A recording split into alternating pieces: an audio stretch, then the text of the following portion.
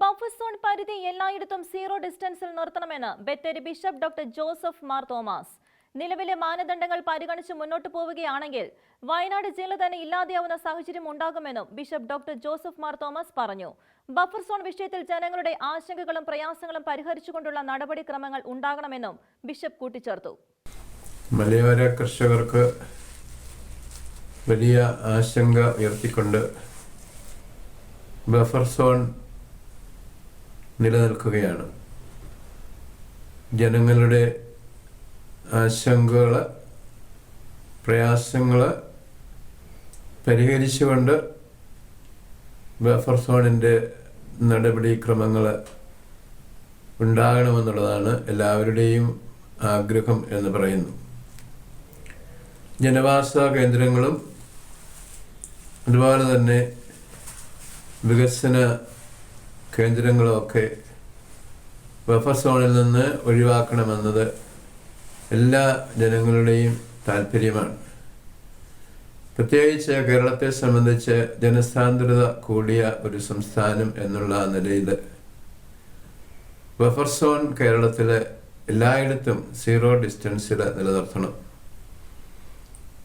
ഇനി 1 kilometre buffer zone ആവശ്യമെന്ന് വരികിൽ വനാതിർത്തിയിൽ നിന്ന് വനത്തിൻ്റെ ഉള്ളിലേക്ക് 1 കിലോമീറ്റർ ബഫർ സോണായിട്ട് ഉണ്ടാക്കണം എന്നുള്ളതാണ് എല്ലാ ജനങ്ങളുടെയും ആവശ്യമെന്ന് പറയുന്നു. പ്രത്യേകിച്ച് വയനാട് പോലെയുള്ള ഒരു ജില്ല വനാതിർത്തിയിൽ നിന്ന് 1 കിലോമീറ്റർ ജനവാസ കേന്ദ്രത്തിലേക്ക് കൊണ്ടുവരികയാണ് എന്ന് വരികിൽ ഈ ജില്ല തന്നെ ഇല്ലാതെയായിത്തീരുമെന്നതാണ് യാഥാർത്ഥ്യം. കാരണം വയനാട് 4 ചുറ്റിനും വനങ്ങളാൽ, നിബിഡ വനങ്ങളാൽ ചുറ്റപ്പെട്ട ഒരു ചെറിയ ജില്ലയാണ്.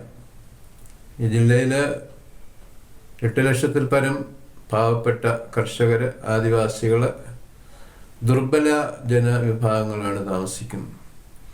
പ്രത്യേകിച്ച് ഇന്ത്യയിലെ 112 പിന്നോക്ക ജില്ലകളിൽ ഒന്നായി കരുതപ്പെട്ടിരിക്കുന്ന വയനാട് എല്ലാ അർത്ഥത്തിലും പിന്നോക്കം നിൽക്കുകയാണ്. ജനങ്ങൾക്ക് ആവശ്യമായ യാത്രാ സൗകര്യമില്ല, വന്യമൃഗങ്ങളുടെ ആക്രമണം, വിദ്യാഭ്യാസ സൗകര്യങ്ങൾ പരിമിതം, ആരോഗ്യ രംഗത്ത് ആവശ്യമായിട്ടുള്ള പരിരക്ഷയില്ല, ജനങ്ങൾക്ക് തൊഴിലോ ജീവിക്കാനുള്ള ഉപാധികളോ ഒന്നുമില്ലാത്ത ഈ വയനാട്ടിൽ ഇനി ബഫർ സോൺ കൂടി വരികയാണെന്ന് വരികിൽ ഇവിടെ ജനങ്ങൾക്ക് ജീവിക്കുവാൻ വളരെയേറെ പ്രയാസമായിരിക്കും. ജനജീവിതം എല്ലാ രീതിയിലും നിസ്സഹമായിത്തീരും.